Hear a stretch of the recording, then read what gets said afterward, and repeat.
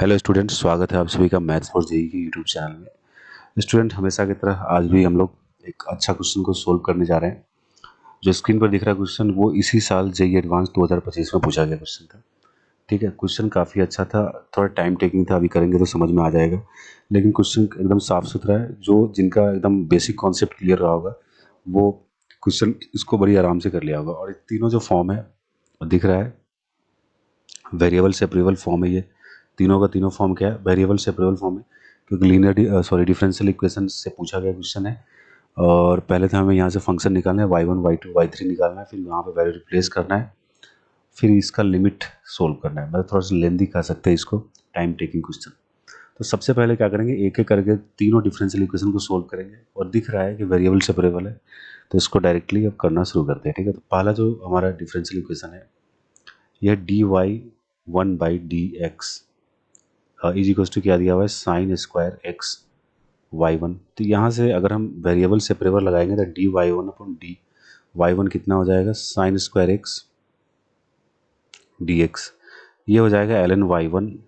और यहाँ से हमारे पास साइन स्क्वायर एक्स को लिख सकते हैं 1 minus cos 2x/2, 1 minus cos 2x/2, 1/2 को बाहर कर देते हैं। इसका डिफ्रेंशिएशन हम इंटीग्रेशन कर लेंगे, तो हमारे पास ln y1 आ जाएगा। तो ln y1 सपोज डैट मेरे पास क्या आएगा, ln y1 हमारे पास आ जाएगा, इंटीग्रेशन किसका है, हाफ इंटू वन।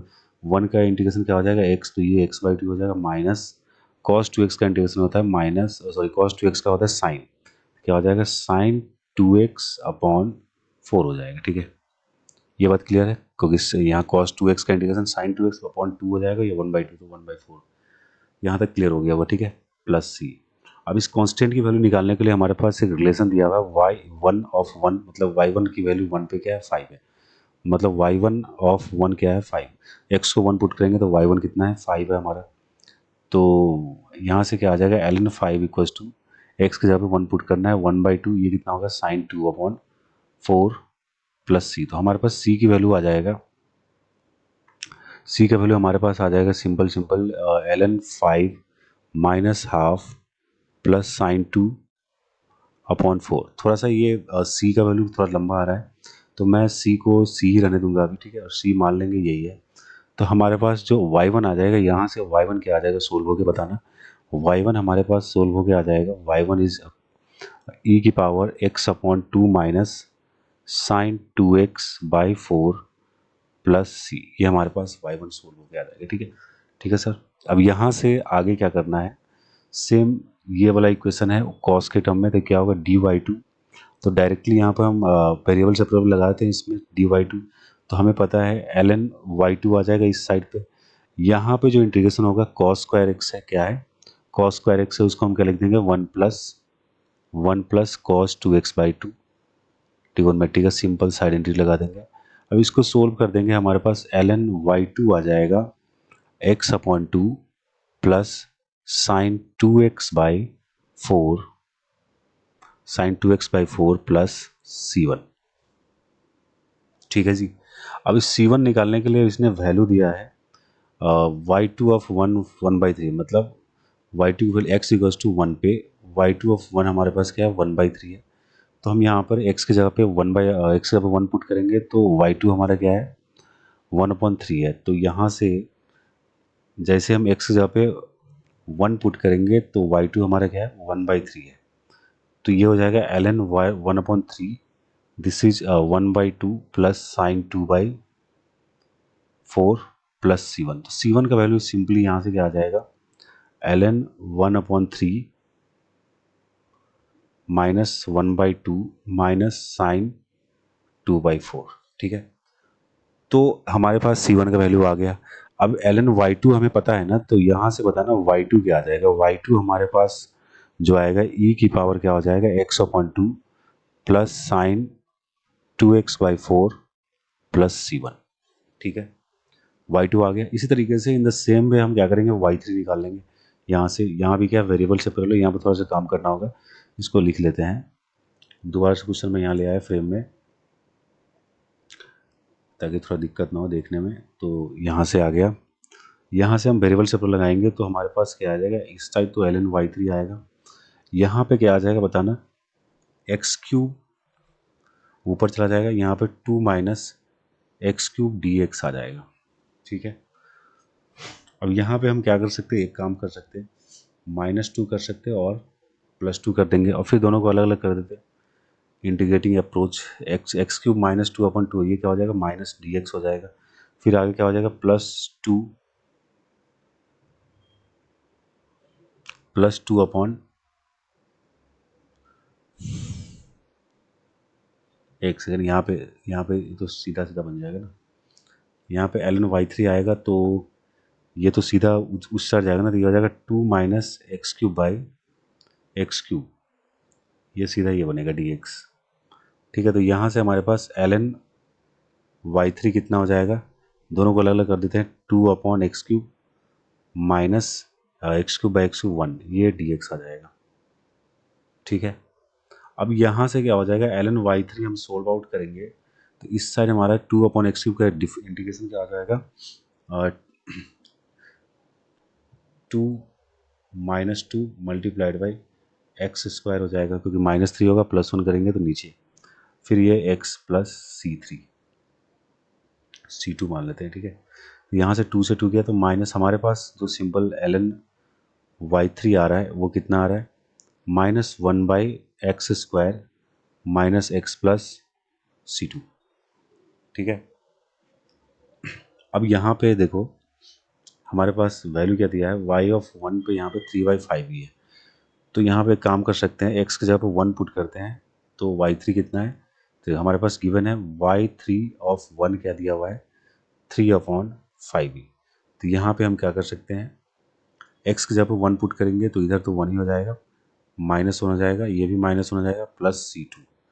यहाँ से ln y3 मतलब 1 वैल्यू पर 3/5 है, तो ये क्या हो जाएगा, ln3/5 ये आ जाएगा। तो यहाँ से C2 को सिंप्लीफाई करेंगे, अगर हम C2 को सिंप्लीफाई करें हम तो हमारे पास क्या आएगा, सपोज ये ln3/5 ही है, इसको हम क्या लिख सकते हैं, -2 है ना, तो हम इसको इस तरीके से लिख सकते हैं क्या, माइनस ऑफ ln 2e, या फिर e² लिख सकते हैं, e² लिख सकते हैं ज़्यादा, इसको हम लिख सकते हैं -ln e² लिख सकते हैं, -ln e² प्लस C2। अब इसको उस साइड भेजेंगे तो C2 का वैल्यू हमारे पास आ जाएगा, यहाँ से हमारे पास C2 क्या आ जाएगा, C2 आ जाएगा हमारे पास क्या है, 3/5 प्लस ln e², ये हमारे पास है। इसको लॉग का प्रॉपर्टी लगाएंगे तो क्या हो जाएगा, ln m×n 3/5 multiplied by e², एक ई से ई कैंसिल हो जाएगा, तो हमारे पास सिंपली ln 3e/5 हो जाएगा, यहाँ पे e ऊपर चला गया है तो यहाँ पे क्या आ जाएगा, ln 3e/5, ये हमारा क्या आ गया, C2 आ गया। अब जैसे C2 आया तो हमारे पास y3 भी आ जाएगा, y3 कितना हो जाएगा बताना, y3 हो जाएगा e की पावर -1/x, यहाँ से -1/x², -1/x² minus x plus C2, ये हमारे पास आ गया। अब हमारे पास y1 भी आ गया, y2 भी आ गया, y3, y1 हमारे पास क्या था, y1 हमारे पास था e की पावर x/2 माइनस e की power x/2 minus sin 2x/4 plus C, और y2 हमारे पास था e की power x/2 plus sin 2x/4 plus C1, ये था। तो हमसे क्वेश्चन जो पूछा गया है y1 y2 y3, पहले तो इनका प्रोडक्ट निकालने क्या है, y1 y2 y3 को अगर हम प्रोडक्ट करेंगे यहाँ पे y1 multiplied by y2 multiplied by y3, तो हमारे पास जो कॉमन टर्म आएंगे, देखो ध्यान से, यहाँ पे क्योंकि सबका बेस सेम है, ई है तो पावर क्या हो जाएगा, ऐड हो जाएगा, तो ई की पावर में क्या क्या आएगा, -1/x² minus x plus C2 plus x/2 minus sin 2x/4 plus C, plus x by two plus sign 2x/4 plus C1, ये आ जाएगा। अब यहाँ से देखो बहुत सारे टर्म कैंसिल आउट हो रहा है, ये कैंसिल हुआ, ये कैंसिल हुआ, x/2 मिल गया, x बनेगा और ये इसके साथ निपट गया। तो हमारे पास जो कुल मिला के बच रहा है, क्या बच रहा है, यहाँ से हमारे पास बच रहा है e⁻⁻² प्लस C1 कितना है हमारे पास, C1 हमारे पास था, C1 हमने निकाला था C1 y2 के लिए निकाला था C1 यहाँ पे है ln 1/3 sin 2/4, यहाँ पे है ln 1/3 1/3 minus 1/2 minus 1/2 minus sine 2/4, ये था। ठीक है, C2 आ गया। और C हमारे पास क्या था, C हमारे पास था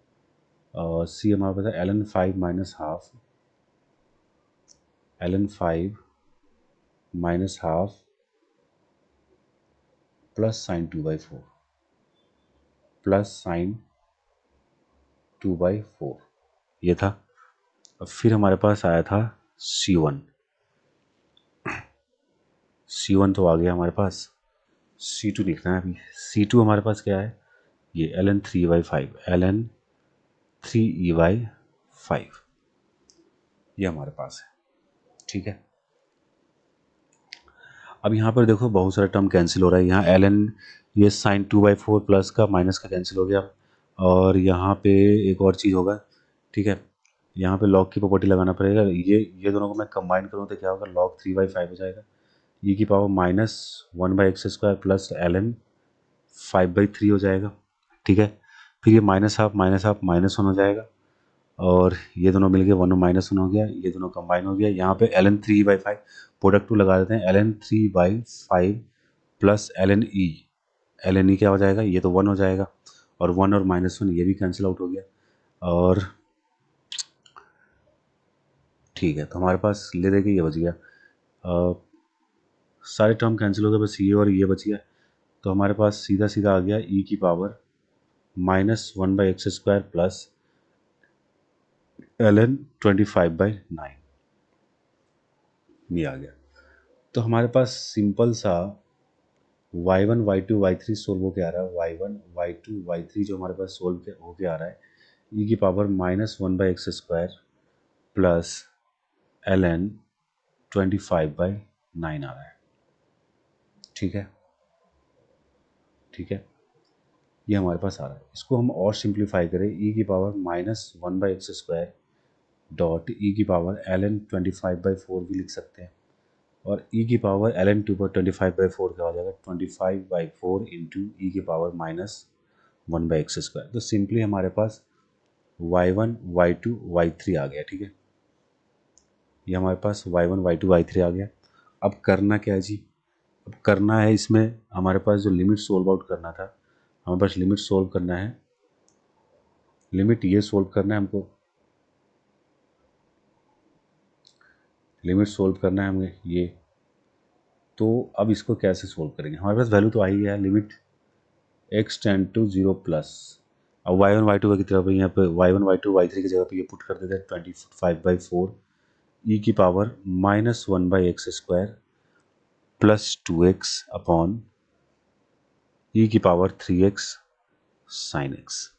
ठीक है, अब 0 प्लस पे इसका लिमिट कहाँ जाएगा, 0 पे जाएगा, कि 0 प्लस पे करेंगे तो इन्फिनिटी e⁻−∞ 0 हो जाएगा, और ये भी 0, ये 0 फॉर्म है। तो इसको आसानी से हम एलिप्टर लगा सकते हैं, limit x tends to 0 plus, यहाँ पे क्या हो जाएगा 25/4 e⁻−1/x², फिर -1/x² का डेरिवेटिव क्या हो जाएगा 2/x³, और ये प्लस 2 हो जाएगा, नीचे क्या हो जाएगा e⁻3x sin x plus e⁻3x cos x, ये आ जाएगा।